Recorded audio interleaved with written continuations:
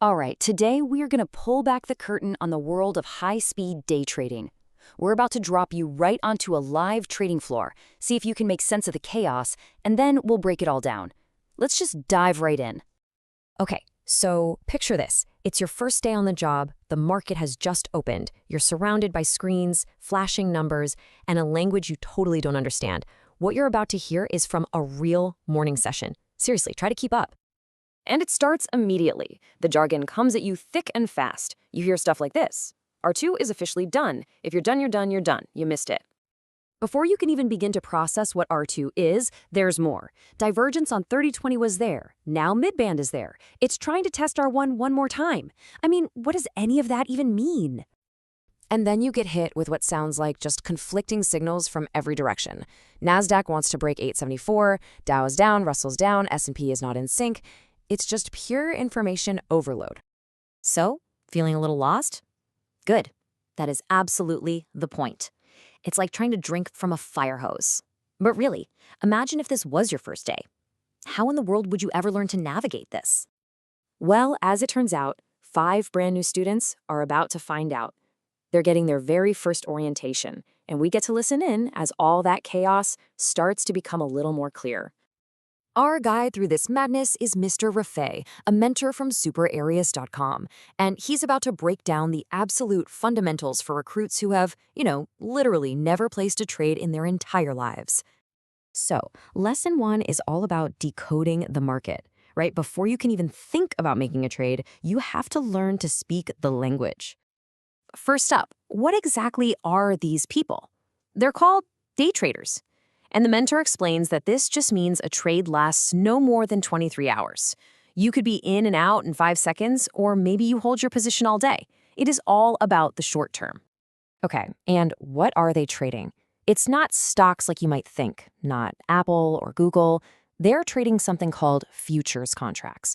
And here's the key idea that you gotta get. You're not actually buying a bar of gold or owning a piece of the S&P 500. You are just making a bet on where its price is going to be in the future.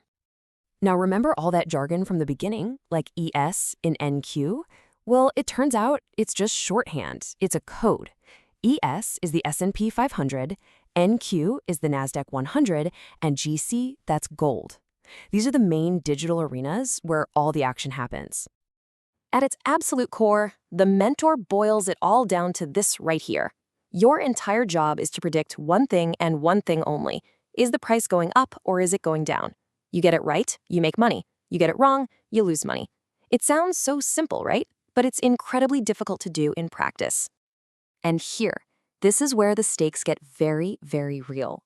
For the S&P 500, or ES as they call it, a single $1 move in the price, that equals a $50 profit or a $50 loss. So when you hear them talking about the price moving 10 points, that is a $500 swing in a matter of seconds. The potential for gain and loss is huge and it's immediate. But here's the thing. Understanding the numbers, that's actually the easy part. According to the mentor, the real battle isn't with the market. It's the one that happens inside your own head. This is all about the psychology of trading. He says the only people who really lose in this game have one of 4 problems. First, a lack of discipline. Second, FOMO, the fear of missing out on a big move. Third is something called revenge trading. That's when you aggressively try to win back money you just lost. And finally, the big one, greed. And the mentor is just brutally honest about this last one. He tells the students, you will become a victim of greed. Trust me, I do it all the time. I mean, wow, that's a pretty stark reminder that even the experts are fighting this exact same battle every single day. So how do you fight against your own worst instincts?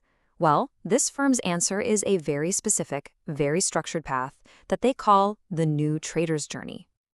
And the whole process is designed to build discipline. So, step 1 is homework, a 2-hour video just to learn the tools. Step 2 is observation. You literally just sit with a mentor and watch, absorbing the flow without any pressure to actually trade. And finally, step 3 is practice, but with a safety net. You trade using the company's money, not your own, until you can prove that you're consistent. And this really brings us to the final, central question of the day. In a world of lightning-fast computers and super powerful algorithms, the mentor suggests that maybe a trader's biggest challenge isn't the market at all. Maybe it's themselves.